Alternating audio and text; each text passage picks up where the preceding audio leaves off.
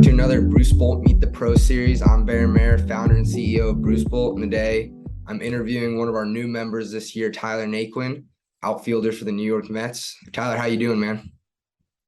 Good, man. I'm just here in New York, just on an off day and just relaxing. Awesome. That's good to hear. How's everything going since getting to New York? You enjoying it? Yeah, it's good, man. The staff, team, ballpark, it's been a good transition. It's been pretty smooth and, winning games. So it's been a lot of fun. And I bet winning's got to be a lot of fun. No shade to Cincinnati, but it's a little bit different right now. Yeah, for sure. All right. So what I'm going to do is just basically what we do with every other guy. We're going to jump in on a couple quick questions. We'll do our quote unquote lightning round, and then we'll kind of get into a little bit of the behind Tyler Naquin's career stuff. Okay. All right, cool. First question, how are we feeling? Are you feeling healthy? You feeling good, ready for postseason? Yeah, I mean, everything's healthy. Everything's good to go. And it's like I always tell guys, man, it's like you just got to take it one day at a time. You're never really 100%, maybe in the first day of spring, if that. But other than that, feeling good is 100%. Yeah, agreed. And then a little bit just for our viewers, can you tell us a little bit about yourself as a person and just what you like to do, where you grew up, and just everything about that? Man, I grew up in Spring, Texas. Just grew up, probably started playing ball around 3.5 or 4, in a small pasture out behind our church. Just some throw down orange bases, and my first team was the Awesome Ducks.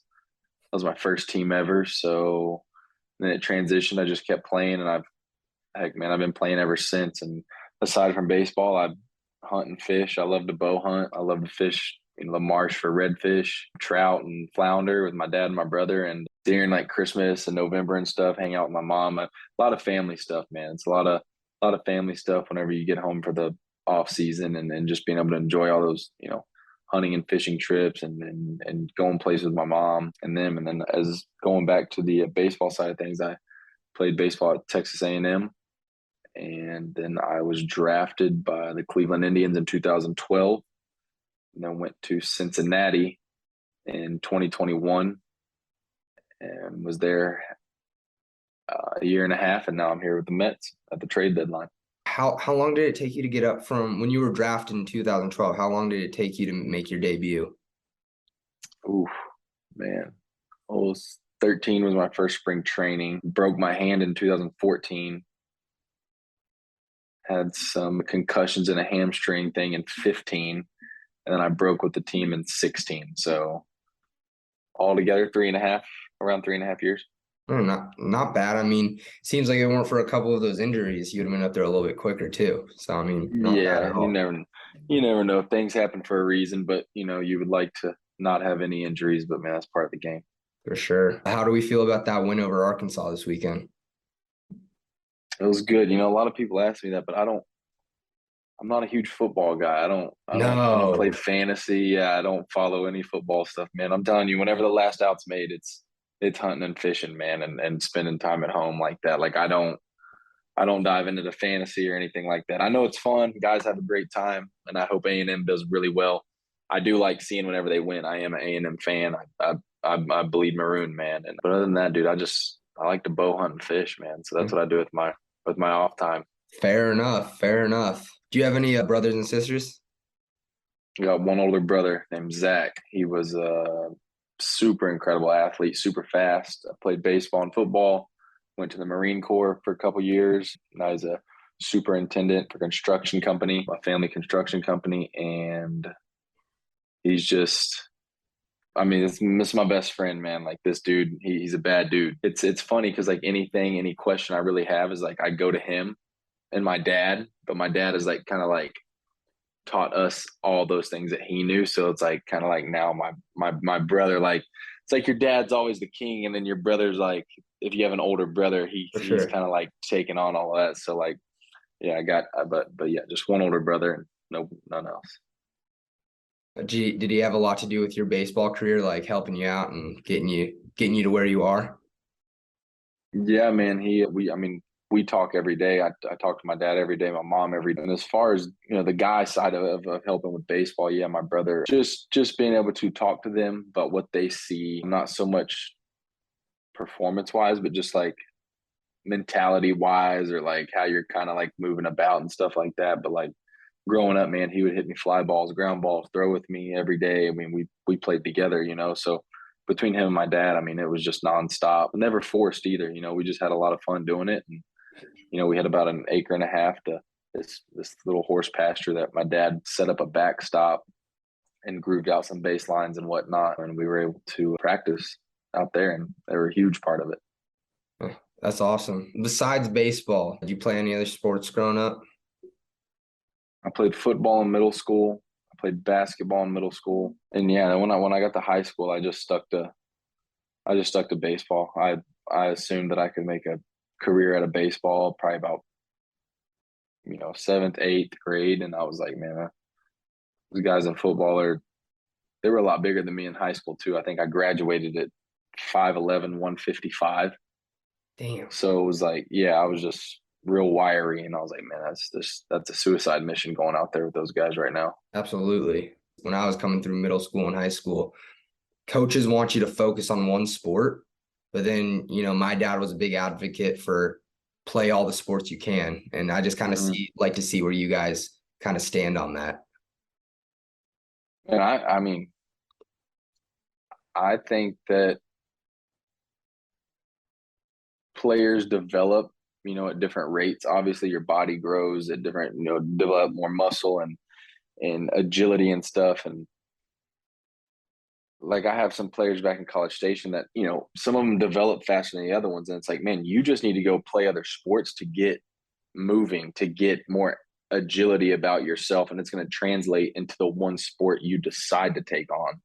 But some guys, man, they're developed so fast that they can focus on one sport, and like they can already go ahead and say, hey, this is the one sport I'm going to go and stick with, and this is the way I want to go if they want to make a career out of it. But I didn't play high school football, but I mean, after school and stuff, we were always playing football in the street, basketball in the driveway. So, I mean, competitively, no, but like we were always playing other sports within that aspect. So, yeah.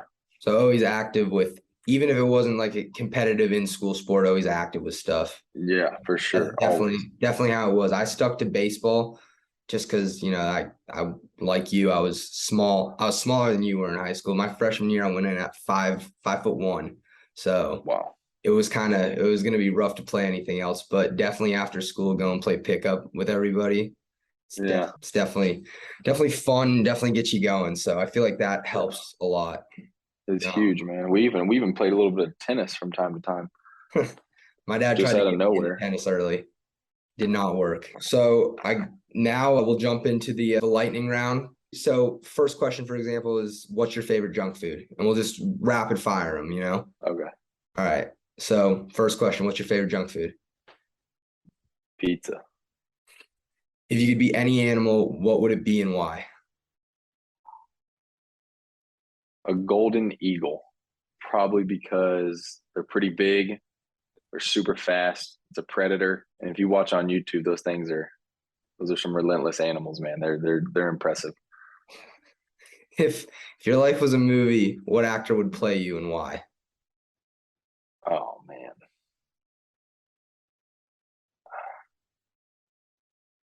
Lindor, no. Well, Lindor always says that I don't know.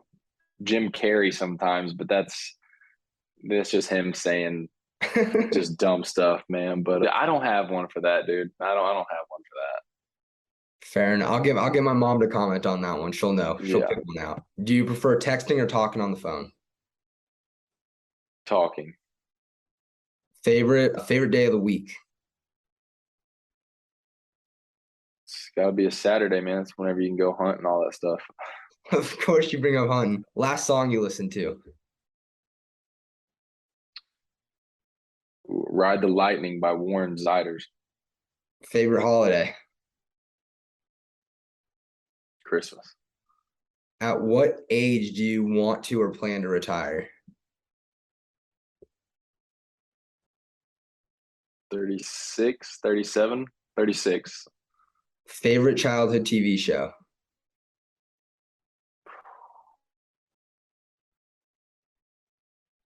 Dude, I didn't watch a lot of TV, man. I don't have nothing for that. All right, fair enough. Okay, let's replace that one with favorite movie all time. Ooh, one that just sticks out in my mind is probably Mad Max. I think that's a pretty interesting movie. Yeah, I agree. Place you want to travel to most in the world, anywhere.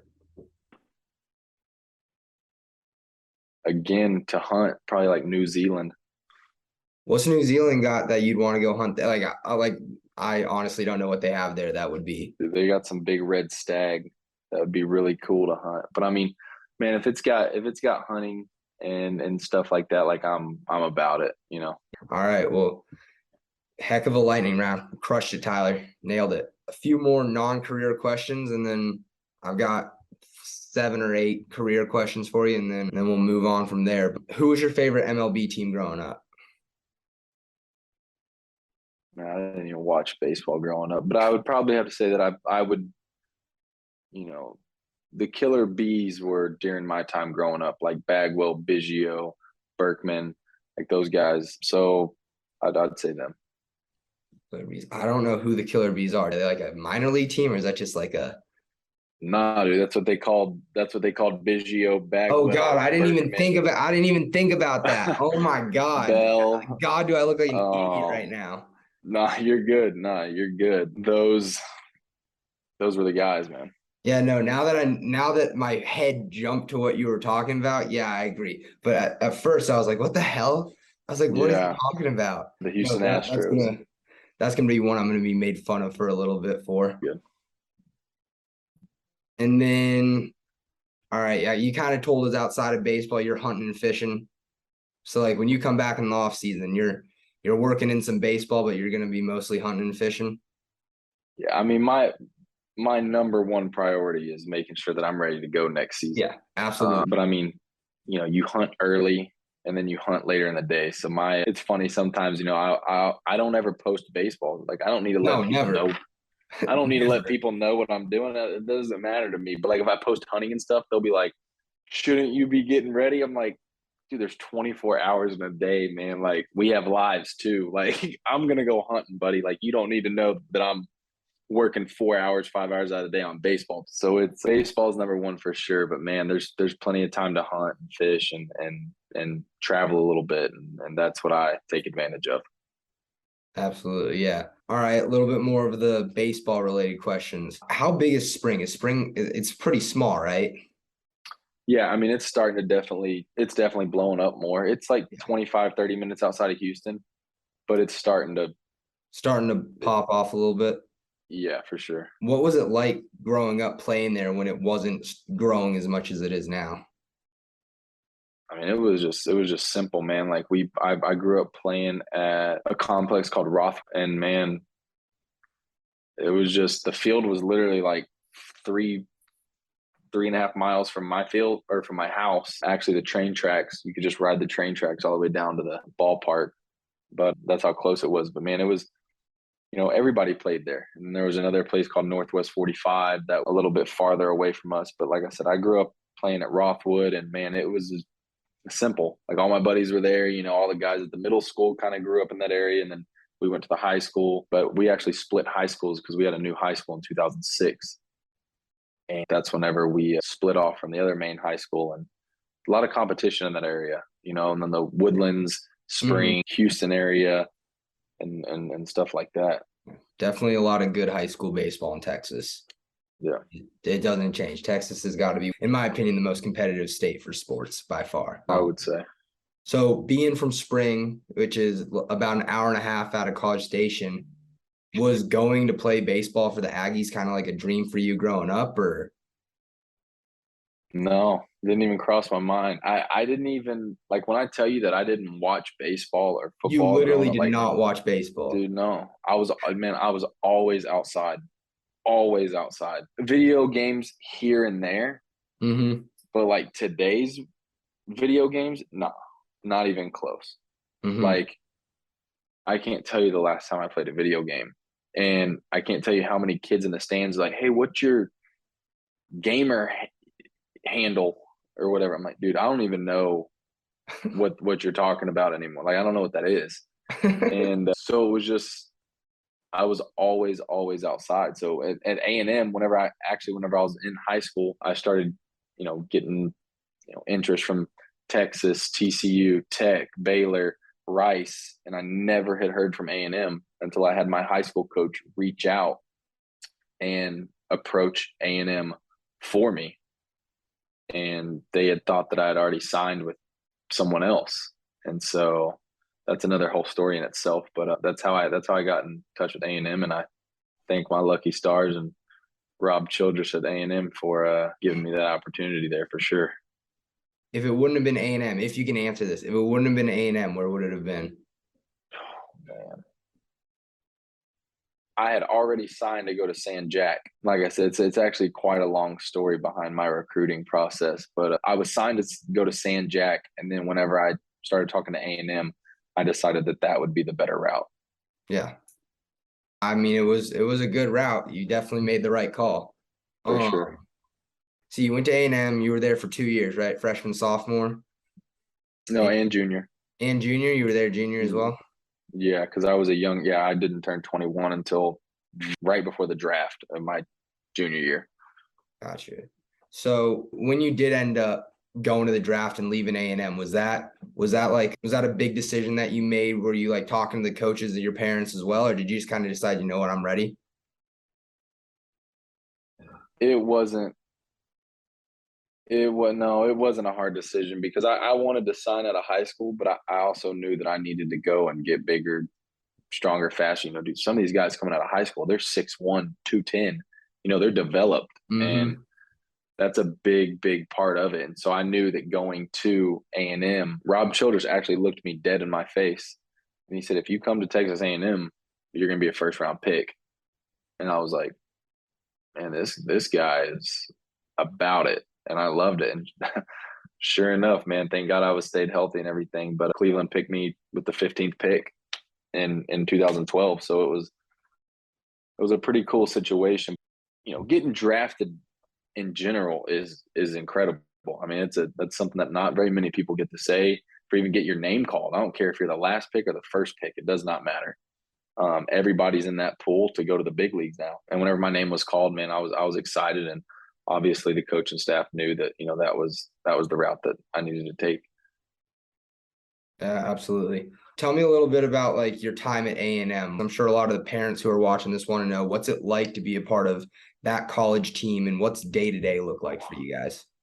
Man, it was special. It's a special place to play. Very competitive, and whenever I was coming up in high school, middle school and high school, and thinking about colleges, the big thing with A&M is they work really hard. They run a lot. They do this, and it's true, 100% true. But it's also, like I said, I played for Rob Childress there, and Rob Childress is he texts me every single morning at 6:30.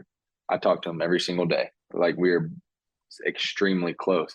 He was a hard nosed coach, but all he wanted was show up, punch that time clock, and you're going to put yourself in the best position for success individually. And then if individually you're set up for success, you're going to be a good teammate. And then it builds a pretty good team atmosphere.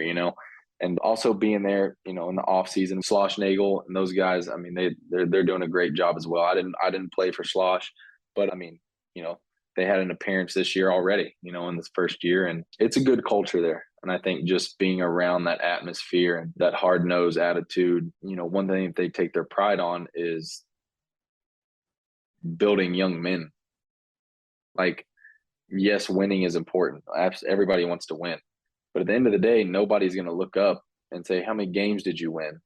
Or let me see your record or this. Like, at the end of the day, you got to go home. You're going to build a family one day. You're going to have friends and stuff like that. And like, there's a lot of good dudes that I played with from Texas A&M. Heck, one of my hunting buddies was the bullpen catcher and team manager. He did our laundry, he did everything, and caught all our bullpens. And me and him still hunt every single offseason. Right now, I still work out at A&M with the strength coach for half the offseason. So I mean, It's a very good culture and it's hard nosed, but you're gonna get out what you put in for sure. And if you can't hack it, they'll find someone else that wants that opportunity. And I think that's with anything.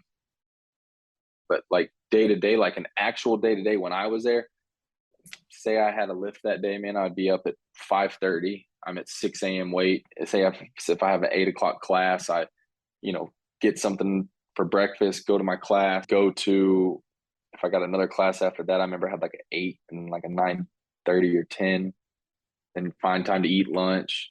Another class. Early on, I had a lot of classes, and then I'd do another class, get to practice, you know, practice for a couple hours, dinner, and then, go home and recover and you're doing it all over again. That's the thing that like a lot of people don't understand about college sports. They don't understand how much time that a 17, 18, 19, 20-year old has to literally wake up. It's not everything happens in one spot. It's not the high school, your field's here, classes here and lunches here and everything's good. Like, I mean, you got a campus with 60,000 plus students, give or take wherever you go. And you're up at 5 a.m. before anybody else on campus grinding it out. And you eventually you find out time management and stuff like that. Obviously you got to grow up a little bit, especially if you want to succeed at that level. If you're at a Big 12 or SEC or whatever, I mean, it's getting so crazy now with college sports, man, that people are growing up quick. Yeah. No, the commitment is insane. I mean, I have a hard time even waking up at 8, let alone getting up at 5:30 to go lift weights. I don't think I'd be able to handle that. That's crazy. I think for me, what really drove me was people like, how would you be so determined and how are you so driven still? I'm like, because when I'm working out and I get tired, I think about everybody that's just sitting on the couch. And when I come home, everybody that's like, you're so lucky to be in the big. No, they ain't luck. Like while I'm doing this, you're hanging out on the couch or you're still sleeping and like literally that is what drives me. Because I know a lot of, they don't want to do it. So in college, you start to learn that, like, look at all these kids and students, and that's fine. They don't want to be athletes or whatever, but like, that's what would drive that factor for me a lot. That makes sense. I can see how that would definitely push you to go and put in more. A couple of questions about hunting. Based off your stories, I feel like you're kind of a big bow hunter. It's your favorite thing to do, I feel like.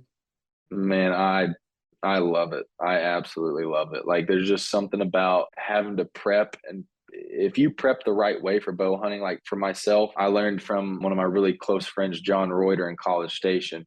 He taught me everything about tuning the bow, and so I'm able to tune my own bow. He still has to help me on that, but as far as building arrows, I just buy the carbon shaft. It's just a piece of carbon.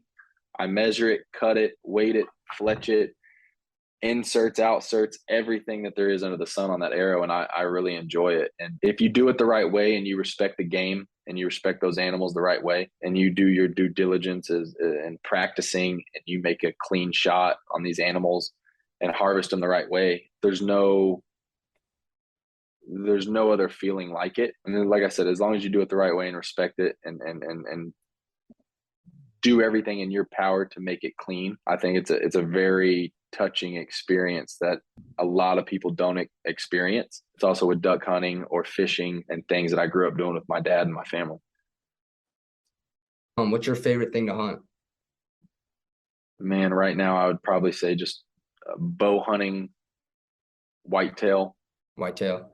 Yeah, I think it's. I would love to go elk hunting and stuff. I follow Cameron Haynes and I've spoken to him a couple times on Instagram, just picking his brain about stuff because he's an elite bow hunter. He claims he's not. Very humble guy, works a 9 to 5. I urge you to go check out some of his stuff, and anybody that watches this, it's pretty incredible what he does. But yeah, probably just anything with a bow. It's probably that.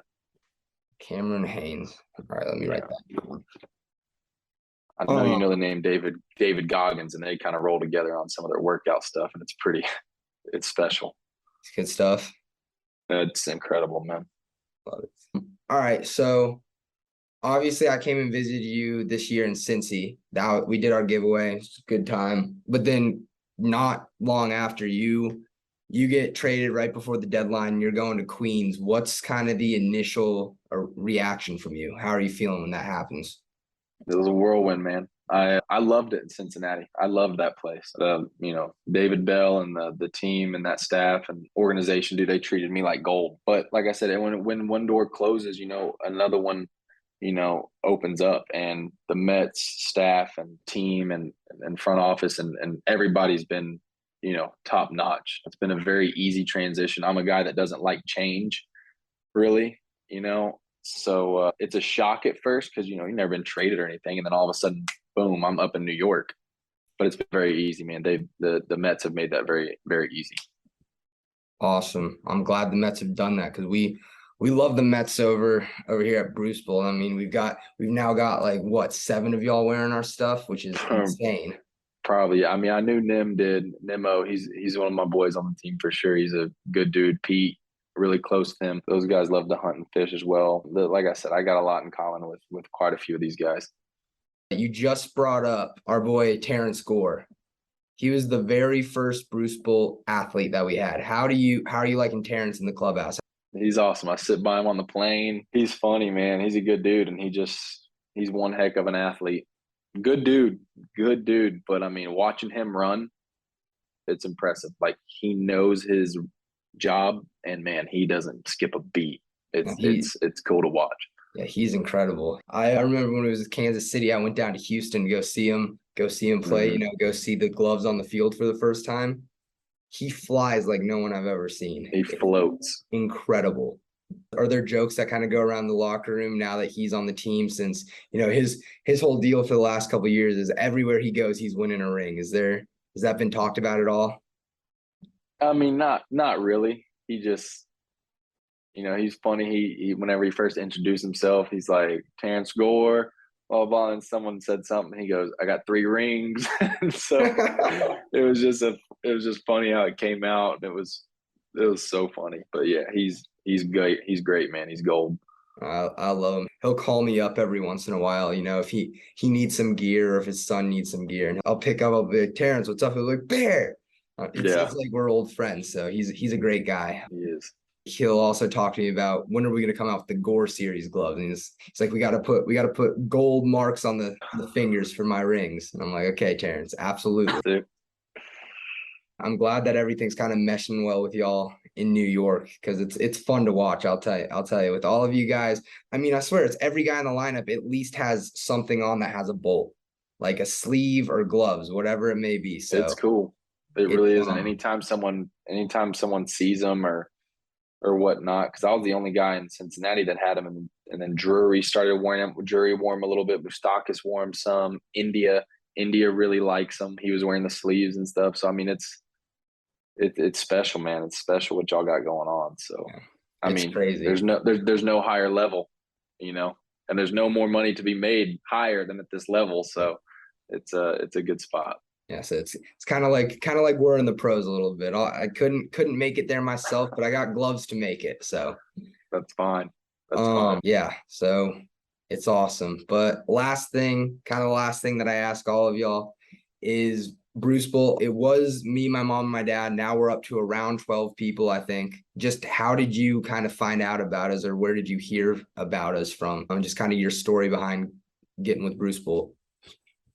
I heard the name Bruce Bolt. I can't pinpoint where I heard it for the first time, but then I started giving lessons to these 2 young guys in the College Station area, and he actually runs the Brazos Valley Scrappers. And he's like, "Hey, have you seen those Bruce Bolt gloves?" I said, "No." Well, he brought in one of his other players, Caden and Tanner came in. He had the forest green ones with the gold palm, and then with the big straps on them. I was like, "Dang, man, those are pretty slick." And he absolutely like loves them. And so I saw him, I'm looking at him, and then I remembered, I was like, man, my agent was saying something about those sweet gloves. I was like, something about it. So then from that point forward, man, I was like, all right, I'm going to dive into this a little bit. And now here we are, dude. I was on deck the other day, and some guy sitting behind in Milwaukee, he's like, Naquin, those are some sweet batting gloves. I was like, thanks, man. I was like, look them up.